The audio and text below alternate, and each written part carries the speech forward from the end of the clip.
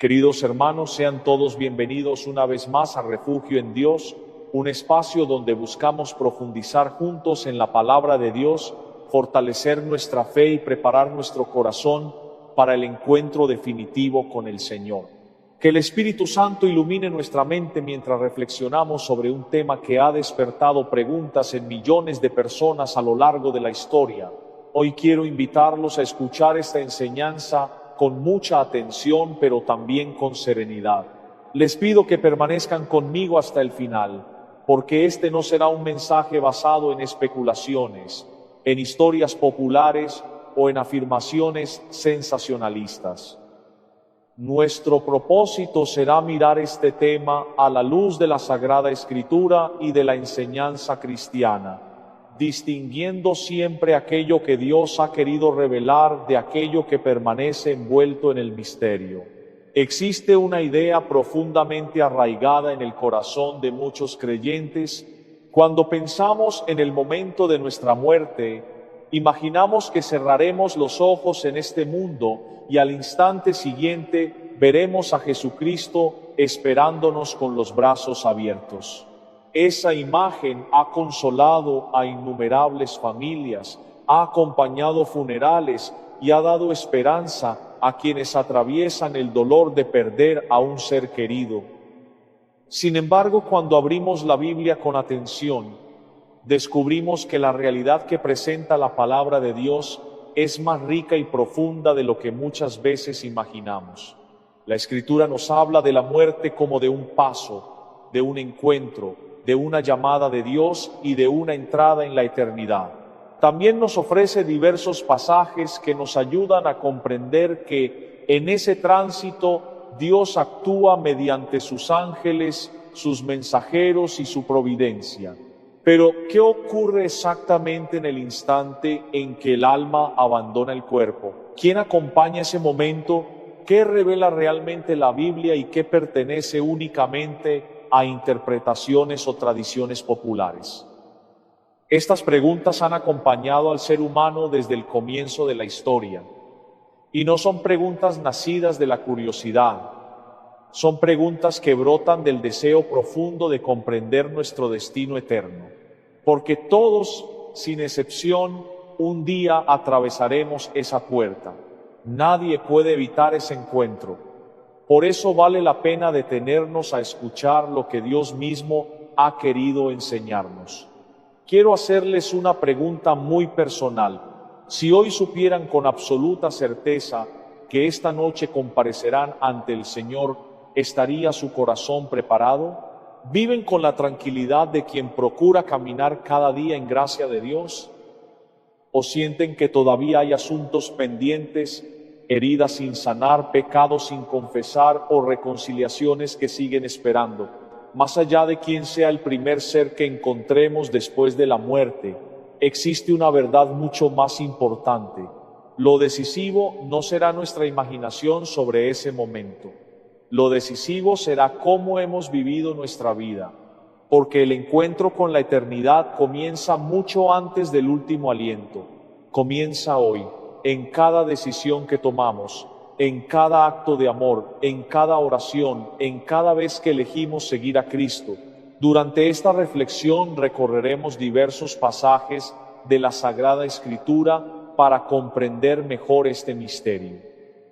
Veremos qué enseña realmente la Biblia sobre el tránsito hacia la vida eterna, qué papel desempeñan los ángeles según la revelación divina, y cuáles son las certezas que la fe cristiana nos ofrece, distinguiéndolas de aquellas cuestiones sobre las que Dios no ha querido darnos una respuesta definitiva.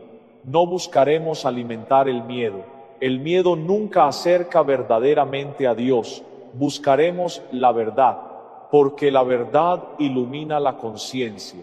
La verdad fortalece la esperanza y la verdad nos ayuda a prepararnos para el día más importante de nuestra existencia, el día en que nos encontremos cara a cara con el Señor.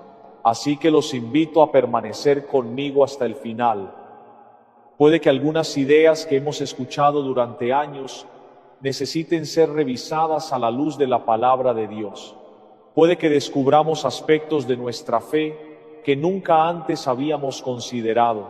Pero, sobre todo, espero que esta reflexión nos impulse a vivir cada día con mayor confianza en Cristo, con una esperanza más firme en la vida eterna y con el sincero deseo de estar siempre preparados para el momento en que Dios nos llame a su presencia.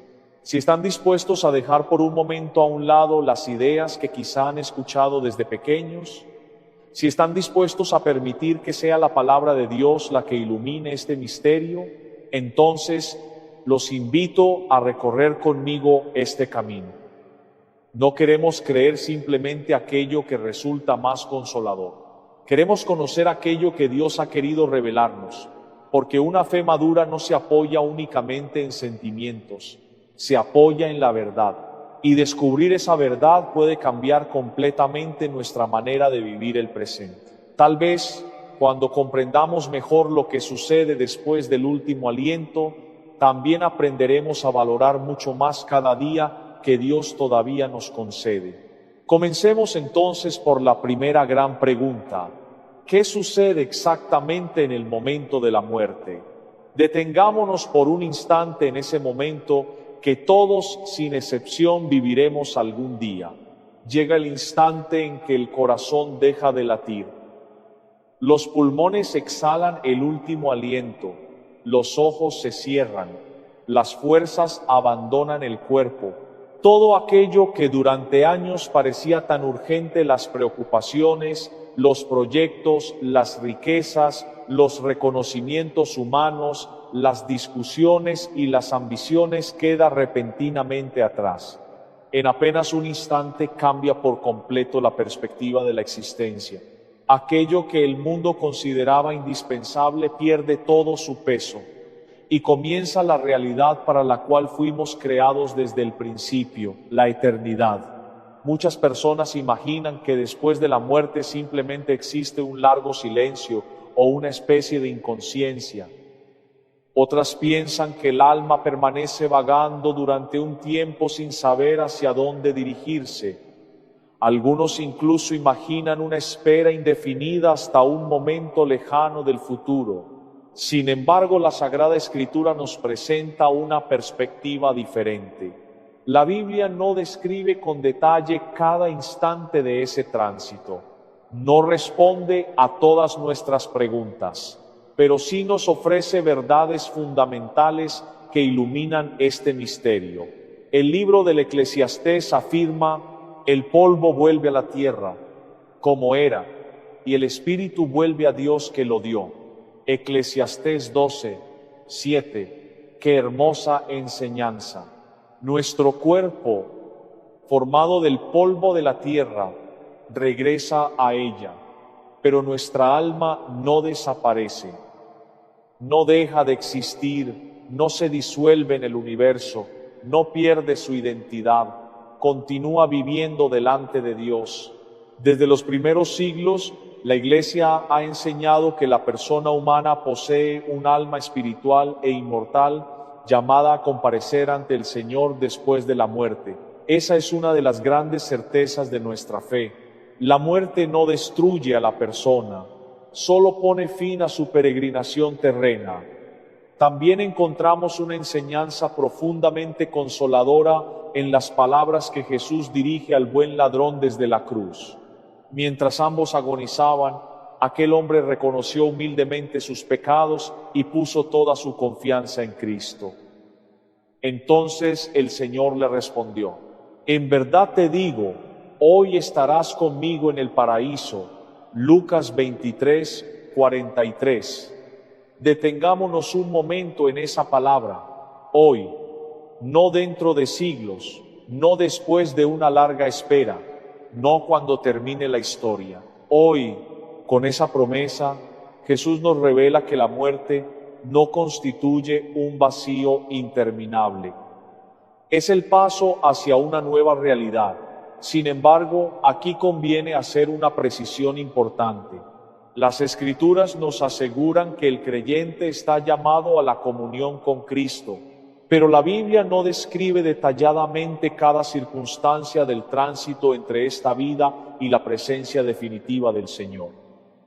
Por eso debemos distinguir cuidadosamente entre lo que la revelación afirma con certeza y las imágenes o interpretaciones que algunos textos han inspirado a lo largo de la tradición cristiana. Uno de esos pasajes aparece en la conocida parábola del rico y Lázaro. Jesús narra que, al morir el pobre Lázaro, fue llevado por los ángeles al seno de Abraham. Lucas 16:22. Esta imagen ha inspirado durante siglos la reflexión de numerosos cristianos. Nos recuerda el cuidado providente de Dios hacia quienes permanecen fieles. Sin embargo, también es importante recordar que se trata de una parábola, es decir, de una enseñanza de Jesús transmitida mediante un relato con profundo significado espiritual.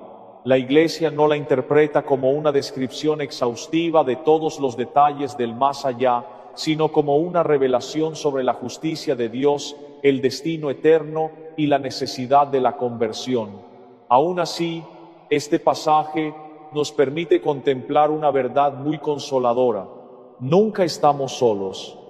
Así como Dios envía a sus ángeles para protegernos durante nuestra vida, la Sagrada Escritura muestra repetidas veces que los ángeles cumplen una misión especial dentro del plan de la salvación. Y esto nos conduce a la siguiente parte de nuestra reflexión. ¿Qué papel desempeñan realmente los ángeles? Con frecuencia nuestra cultura ha reducido a los ángeles a simples figuras decorativas. Los vemos representados como niños con alas, adornando tarjetas o imágenes navideñas. Pero la Biblia presenta una realidad muy distinta. Los ángeles son criaturas espirituales creadas por Dios para servirle y colaborar en su obra de salvación. Aparecen acompañando a Abraham, protegiendo a Lot, guiando al pueblo de Israel, fortaleciendo a los profetas, anunciando el nacimiento de Juan el Bautista y de Jesús, consolando al Señor durante su agonía en Getsemaní, y proclamando la alegría de la resurrección. La carta a los Hebreos resume admirablemente su misión cuando afirma: ¿acaso no son todos ellos espíritus servidores enviados para ayudar a los que han de heredar la salvación? Hebreos 1:14. Qué hermosa expresión. Espíritus servidores. No buscan su propia gloria. Toda su misión consiste en conducirnos hacia Dios. Por eso la tradición cristiana siempre ha contemplado con enorme esperanza la cercanía de los santos ángeles.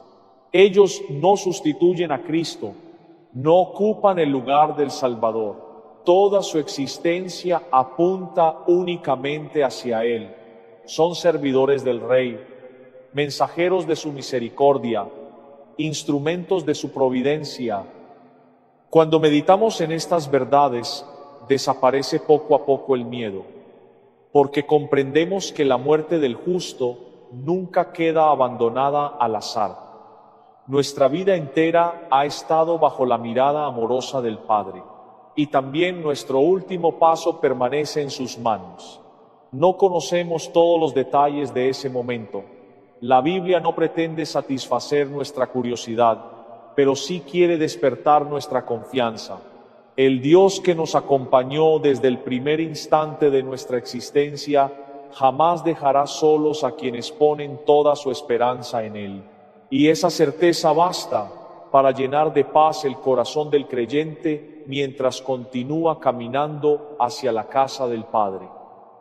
Hasta este momento hemos contemplado una verdad profundamente consoladora. La Sagrada Escritura presenta a los ángeles como servidores de Dios, enviados para asistir a quienes están llamados a heredar la salvación. Esa sola idea basta para llenar de esperanza el corazón del creyente. Pero esta reflexión nos conduce naturalmente a una nueva pregunta. Si los ángeles acompañan al alma en su tránsito hacia la eternidad, ¿qué lugar ocupa entonces Jesucristo? ¿Significa eso que el Señor permanece distante? ¿Quiere decir que no está presente en el momento más importante de nuestra existencia? De ninguna manera. Aquí debemos tener mucho cuidado para no sacar conclusiones que la Biblia nunca afirma. La misión de los ángeles jamás reemplaza la presencia de Cristo. Todo lo contrario. Los ángeles existen precisamente para cumplir la voluntad del Señor. Cada misión que realizan nace de un mandato suyo. Cada servicio que prestan apunta únicamente hacia Él. Por eso, si la Escritura muestra a los ángeles acompañando a los hijos de Dios, no debemos interpretarlo como una ausencia de Cristo, sino como otra manifestación de su amor providente. Es el mismo Señor quien gobierna a sus ángeles, es Él quien cuida de los suyos, es Él quien promete no abandonar jamás a quienes ponen su confianza en su misericordia. Deténganse un momento a pensar en esto. ¿Qué clase de Dios tenemos? Un Dios que no solo vino al mundo para morir por nosotros. Un Dios que no solo nos acompaña durante los años de nuestra vida terrena, sino un Dios que tampoco nos abandona cuando llega la hora de atravesar el umbral de la muerte.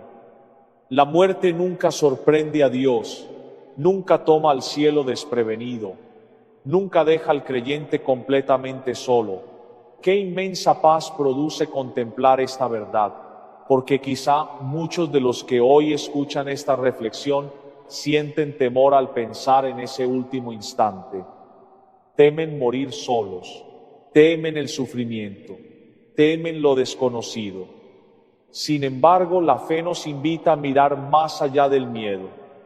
Cristo prometió permanecer con nosotros todos los días hasta el fin del mundo.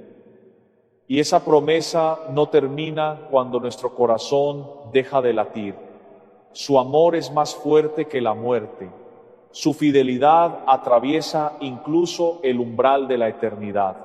Ahora bien, existe otra pregunta que ha despertado la curiosidad de muchísimas personas. ¿Quién más podría estar presente en ese momento? ¿Habrá otros testigos? ¿Podrían encontrarse allí los santos? ¿Podrían recibirnos aquellos que ya partieron en la fe? Aquí debemos avanzar con prudencia, porque la Iglesia distingue cuidadosamente entre aquello que Dios ha revelado con certeza y aquello sobre lo que solamente podemos hacer reflexiones apoyadas en algunos textos bíblicos sin convertirlas en afirmaciones absolutas. La carta a los Hebreos nos habla de una imagen profundamente hermosa. Después de recordar a tantos hombres y mujeres que vivieron heroicamente la fe, el autor escribe: estamos rodeados por una nube tan grande de testigos. Hebreos 12:1. Estas palabras han inspirado durante siglos la contemplación de la comunión de los santos.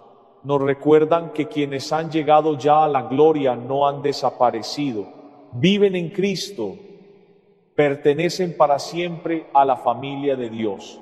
La muerte no rompe la comunión de la Iglesia, la transforma. Por eso profesamos en el credo nuestra fe en la comunión de los santos. No somos una iglesia formada únicamente por quienes peregrinamos sobre la tierra. También pertenecen a ella quienes ya contemplan el rostro de Dios y quienes todavía se purifican en el camino hacia la gloria. Todos permanecemos unidos en Cristo. Ahora bien, algunos se preguntan, ¿significa eso que nuestros seres queridos estarán esperándonos cuando muramos? La Biblia no responde directamente a esa pregunta, y sería imprudente afirmar con certeza aquello que Dios no ha querido revelar explícitamente. Sin embargo, existen pasajes que alimentan nuestra esperanza. Recordemos la transfiguración del Señor. En el monte aparecen Moisés y Elías conversando con Jesús. No son sombras, no son recuerdos, son personas vivas en Dios. Participan misteriosamente del plan de la salvación. También el libro del Apocalipsis presenta a los mártires orando delante del trono divino e intercediendo según el designio del Señor. Estos textos nos muestran que el cielo no es una realidad vacía ni inerte, es una comunión viva, una familia reunida en torno a Dios. Sin embargo, debemos evitar ir más allá de lo que enseña la revelación. No sabemos exactamente cómo será ese primer encuentro. No sabemos si reconoceremos inmediatamente a quienes amamos. No sabemos de qué manera Dios permitirá ese reconocimiento. Y precisamente ahí aparece la belleza de la fe. No necesitamos conocer todos los detalles para confiar plenamente. Nos basta saber que todo cuanto Dios ha preparado para quienes lo aman supera infinitamente cualquier expectativa humana. San Pablo lo expresa con palabras inolvidables. Ni el ojo vio, ni el oído oyó, ni vino a la mente del hombre lo que Dios ha preparado para los que lo aman. 1 Corintios 2:9.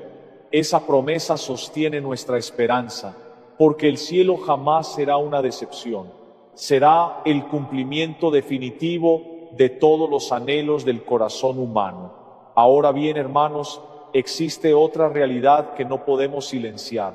Hasta aquí hemos contemplado la esperanza de quienes viven unidos a Cristo. Pero el Evangelio también nos recuerda que nuestras decisiones tienen consecuencias eternas. Jesús habló muchas veces de la necesidad de la conversión, no para infundir miedo, sino porque ama profundamente a cada persona y desea que nadie se pierda.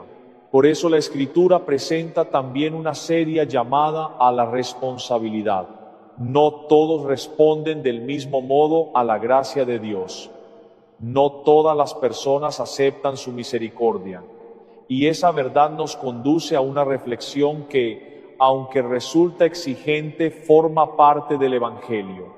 ¿Qué sucede con quien rechaza libre y persistentemente a Dios?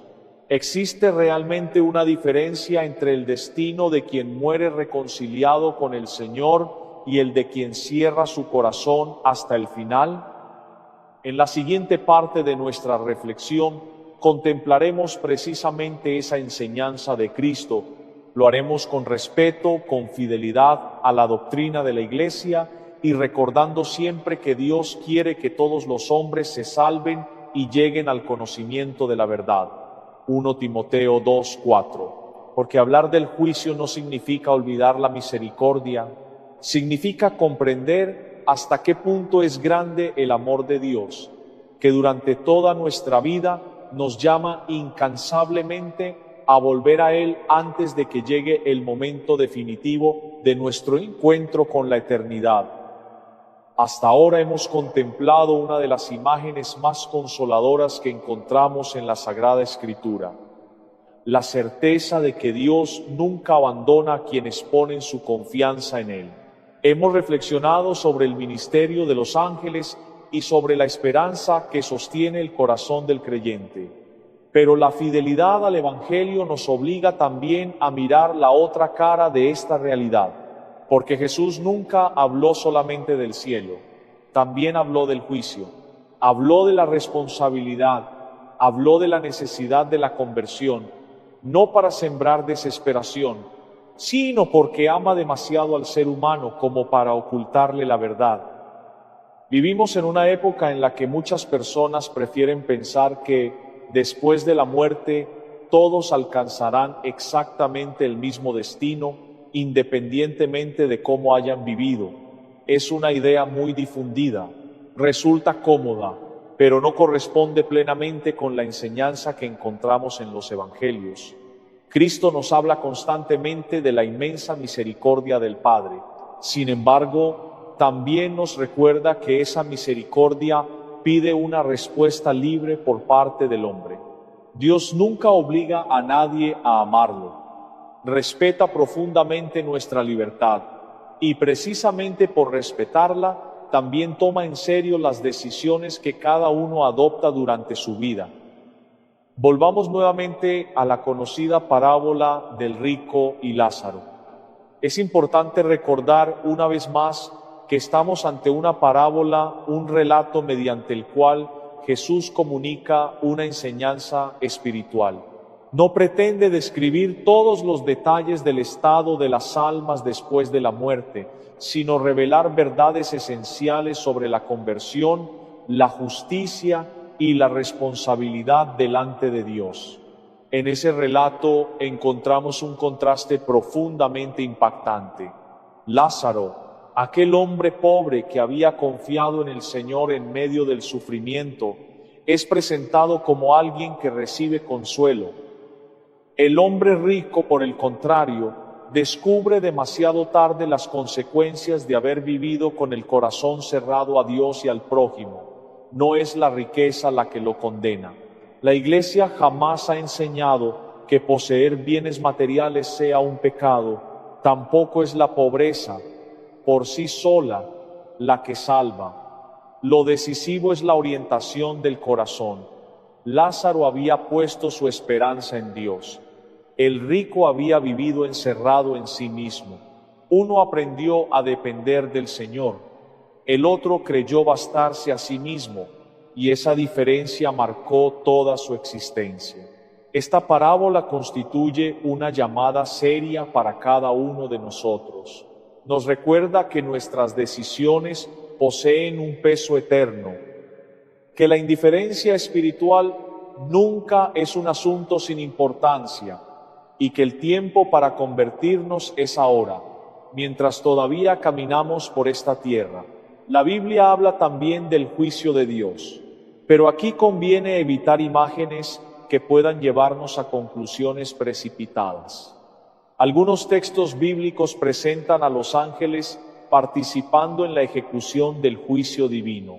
Jesús mismo, al explicar la parábola de la cizaña, afirma que el Hijo del Hombre enviará a sus ángeles para separar el bien del mal al final de los tiempos. Esta enseñanza no pretende satisfacer nuestra curiosidad acerca de los detalles del más allá. Su finalidad es otra mucho más importante: recordarnos que la historia humana no termina en el caos. La justicia de Dios prevalecerá. El mal no tendrá la última palabra. Y cada persona responderá ante el Señor por el uso que haya hecho de la libertad recibida. Quizá alguno de ustedes sienta cierta inquietud al escuchar estas palabras. Es comprensible. El juicio de Dios es una realidad seria, pero no olvidemos nunca quién es el juez.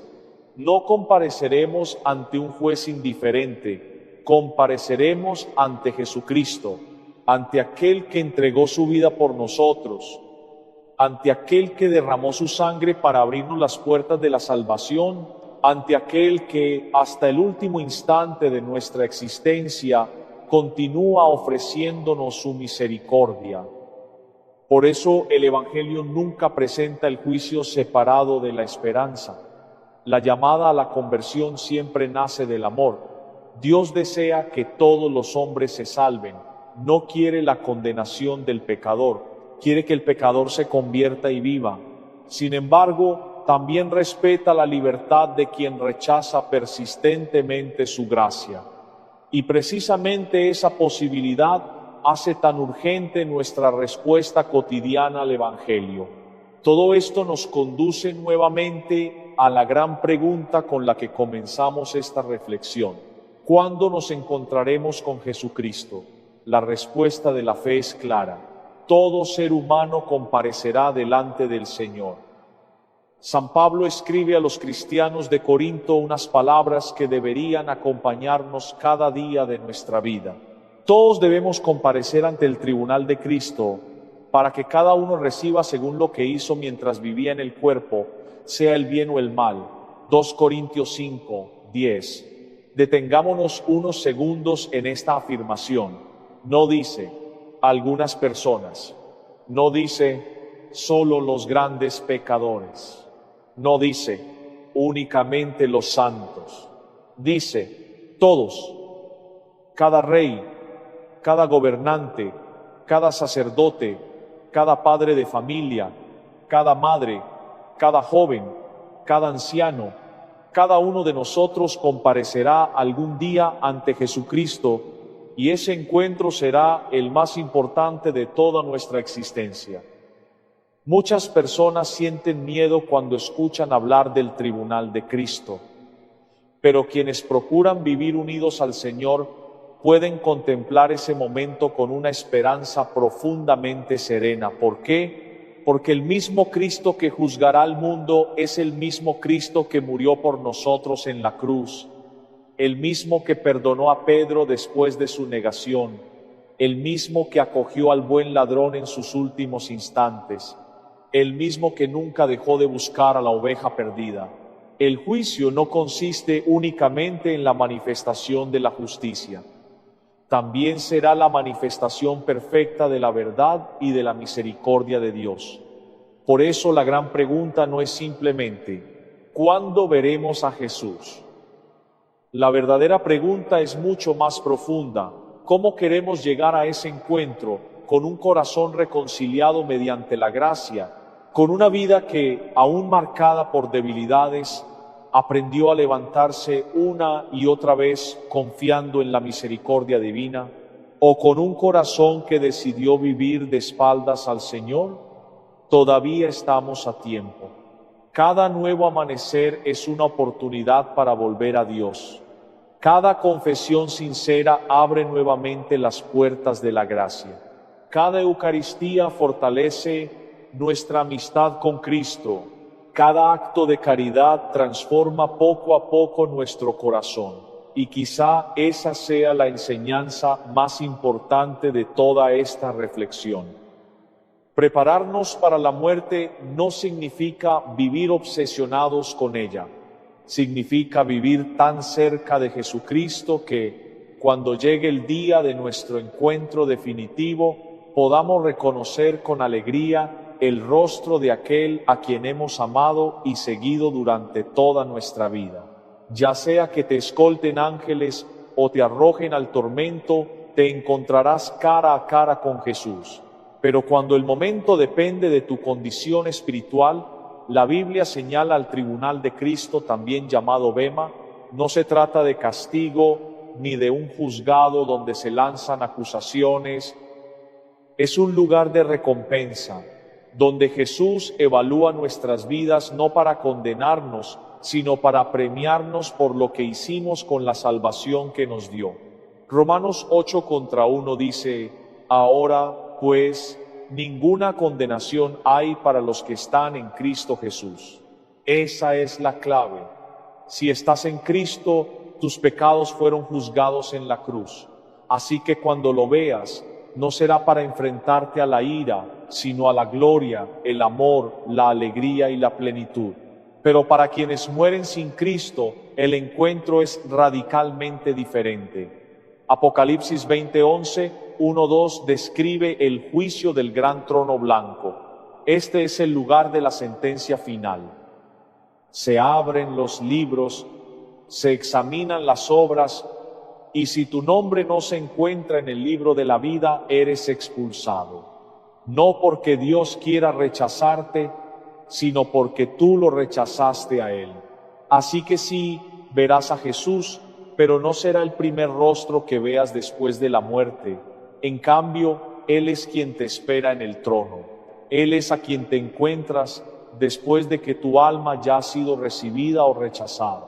Y cuando te encuentres con Él, solo habrá una cosa que importará. ¿Lo conocías? ¿Le pertenecías? ¿Estaba tu nombre escrito en su libro? Por eso la salvación no se trata de religión, se trata de una relación. Se trata de conocer a aquel que ya pagó el precio por tus pecados, para que cuando finalmente lo veas tu corazón no se encoja de miedo, sino que corra a sus brazos. Él es el juez, pero quiere ser tu defensor, y si has confiado en Él aquí, te defenderá allá. Pero ¿qué más nos dice la Biblia sobre ese reino invisible? ¿Cómo es? ¿Qué veremos? ¿Qué experimentaremos? Profundicemos. Número 6. El reino invisible, lo que la Biblia revela sobre la vida después de la muerte.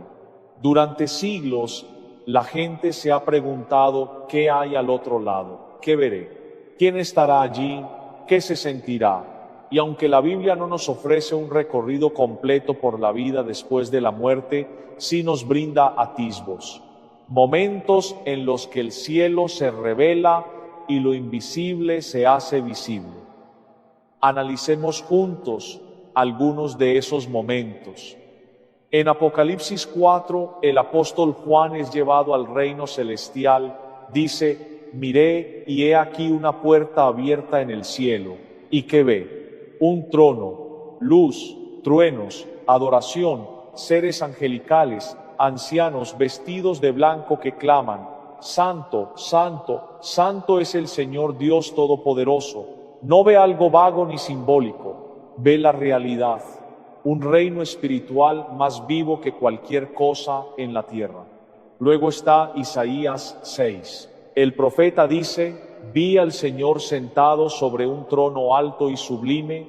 Los serafines volaban alrededor del trono clamando: Santo, Santo, Santo, Santo. Toda la escena es sobrecogedora. La santidad, la pureza, la magnitud de la gloria. Estas no son alucinaciones, son revelaciones. Dios permitió que estos hombres vieran más allá del velo, no para satisfacer la curiosidad, sino para despertar asombro. Ahora bien, lo fascinante es lo siguiente: en estas escenas, Jesús no es quien recibe inmediatamente a la persona que entra en la visión. Tanto en Isaías como en Apocalipsis, la atención se centra en el trono, en la adoración, en el resplandor de la gloria de Dios. La presencia de Jesús es innegable, pero lo primero que se nota son los alrededores, el asombro, las criaturas, la majestuosidad del reino mismo. Y piensen en Esteban en Hechos 7 mientras es martirizado. Él alza la vista y dice: miren, veo los cielos abiertos y al Hijo del Hombre de pie a la diestra de Dios. Él ve a Jesús, pero desde la distancia, desde una posición celestial de autoridad, no como aquel que corre a su encuentro cara a cara, sino como el Rey que espera en la gloria. Esto nos da una imagen más clara. No es que Jesús esté distante, sino que su posición es de majestad, entronizado a la diestra del Padre. El reino al que entramos justo después de la muerte está lleno de actividad, adoración, seres angelicales y posiblemente la presencia acogedora de los santos. Y en el centro de todo está el trono y el Cordero que reina. Así que, aunque no sea el primer rostro que veas, no te equivoques, Él es el centro de todo. Y un día, cuando lo veas, sabrás que cada paso, cada prueba, cada lágrima valió la pena. Pero antes de terminar, hablemos de lo que esto debería significar para nosotros ahora mismo. Porque no se trata solo de saber qué viene después, sino de prepararnos para ello. Vayamos a ello a continuación. Número 7. Prepararnos para el viaje. Porque esta verdad debería cambiar tu forma de vivir. Ahora que hemos desvelado las capas, los escoltas angelicales, la nube de testigos, la separación de las almas, el trono de Jesús, quizás te preguntes: ¿qué hago con todo esto? ¿Por qué importa a quién me encuentro primero después de la muerte? Porque una vez que conoces la verdad, no puedes vivir de la misma manera. La muerte no es el final, es el comienzo. Y tus primeros momentos en la eternidad están determinados por tus decisiones finales aquí. El hecho de que los ángeles puedan llevar tu alma, eso debería darte paz. Pero solo si tu vida pertenece a Cristo. El hecho de que no todos reciban ese tipo de acogida, eso debería hacerte reflexionar. Hebreos 9:27 dice: está establecido que los hombres mueran una sola vez y después de esto viene el juicio. Queridos hermanos, mientras nos acercamos al final de esta reflexión, quisiera pedirles que permanezcan conmigo unos minutos más y que permitan que todo lo que hemos meditado descienda desde la mente hasta el corazón. Porque este mensaje nunca tuvo como objetivo satisfacer una curiosidad sobre lo que ocurre después de la muerte. Su propósito siempre fue mucho más profundo: prepararnos para vivir, prepararnos para encontrarnos un día con Dios.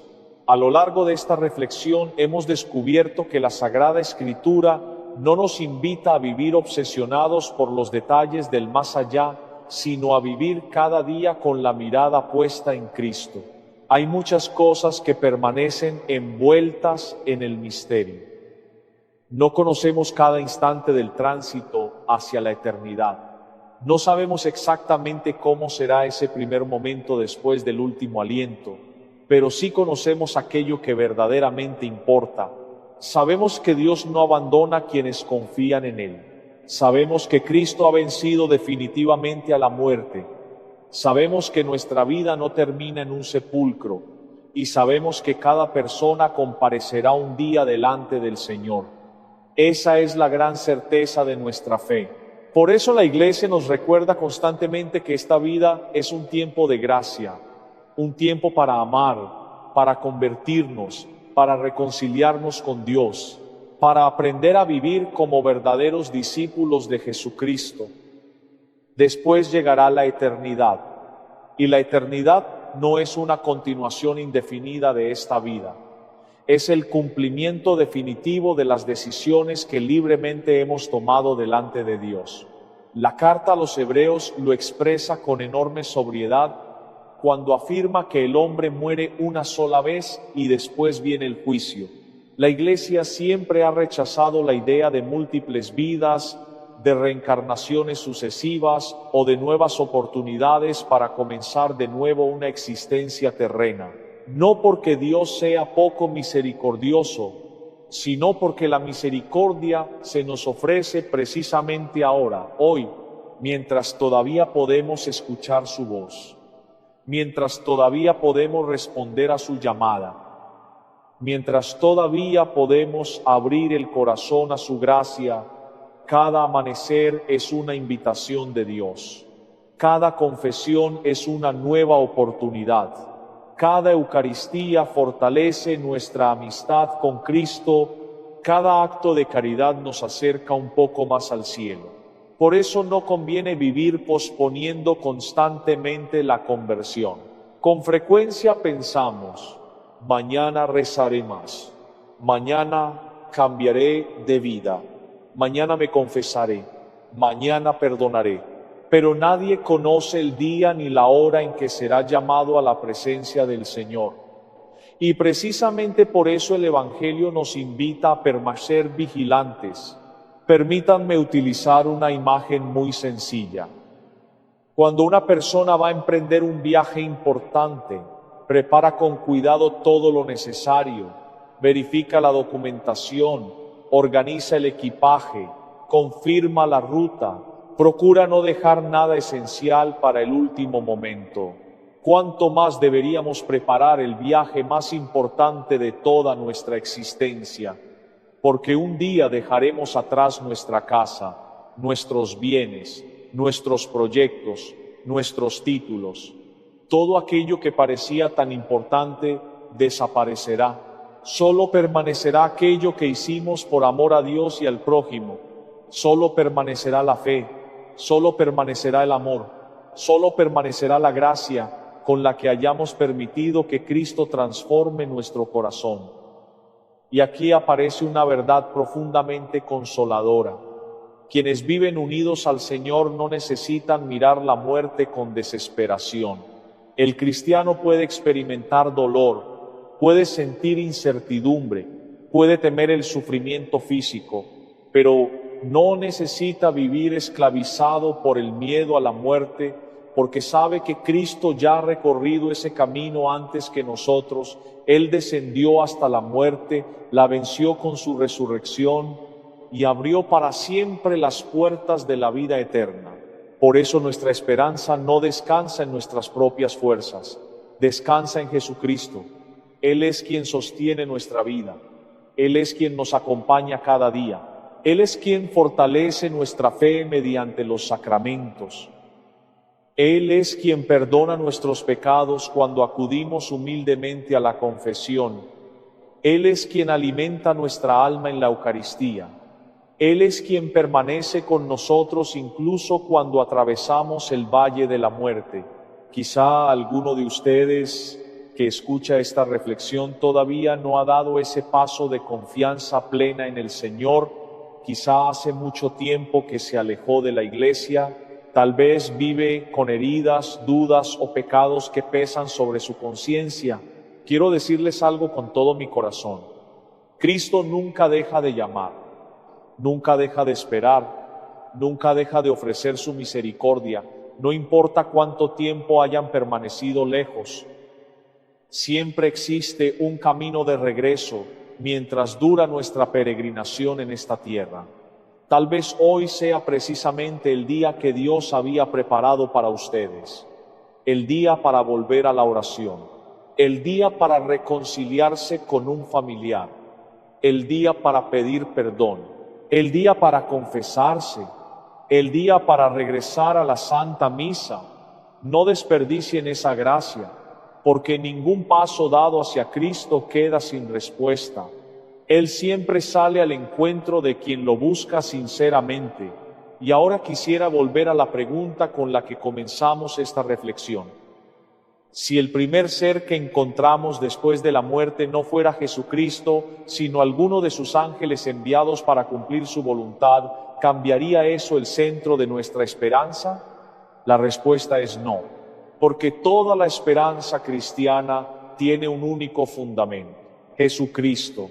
Aunque la Sagrada Escritura presente a los ángeles como servidores de Dios que participan en su plan de salvación, ellos nunca ocupan el lugar del Salvador. Toda su misión consiste en conducirnos hacia Él.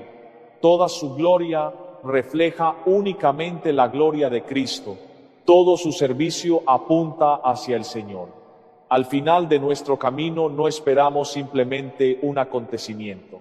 Esperamos a una persona. Esperamos al Hijo de Dios. Esperamos al buen pastor que dio su vida por sus ovejas. Esperamos al Señor resucitado que prometió preparar un lugar para los que permanecen fieles. Esa es la verdadera esperanza del cristiano.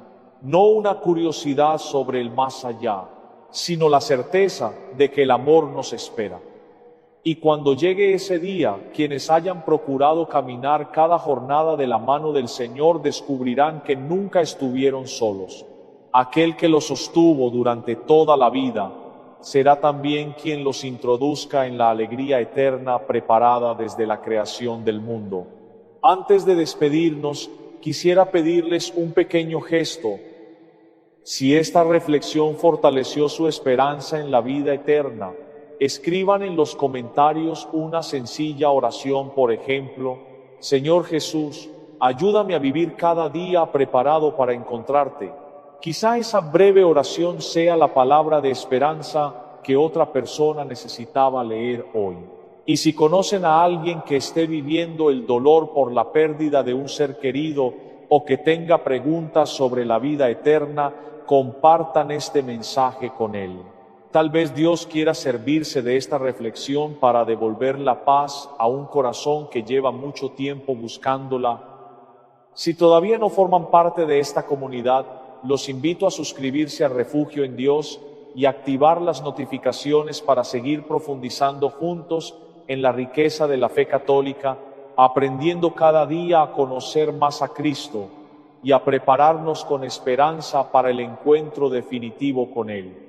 Que el Señor fortalezca su fe, que la Santísima Virgen María los acompañe con su protección maternal, que su santo ángel custodio los guarde en todos sus caminos.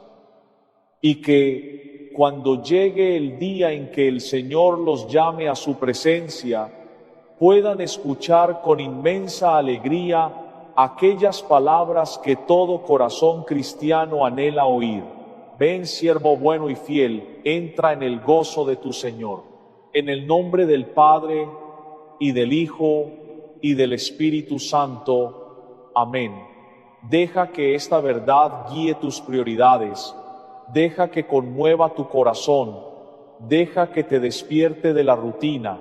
La eternidad es real. El cielo es real. Y también lo es el camino que lleva allí. Hoy se te ha dado una visión tras el telón, no solo para informarte, sino para invitarte. Así que camina con Dios, mantente cerca de Él. deja que su palabra guíe tus pasos. Porque cuando llegue la caída final, cuando se levante el velo, cuando tus ojos se abran en la eternidad, oh, qué gozo será encontrarte no con miedo, sino con gloria.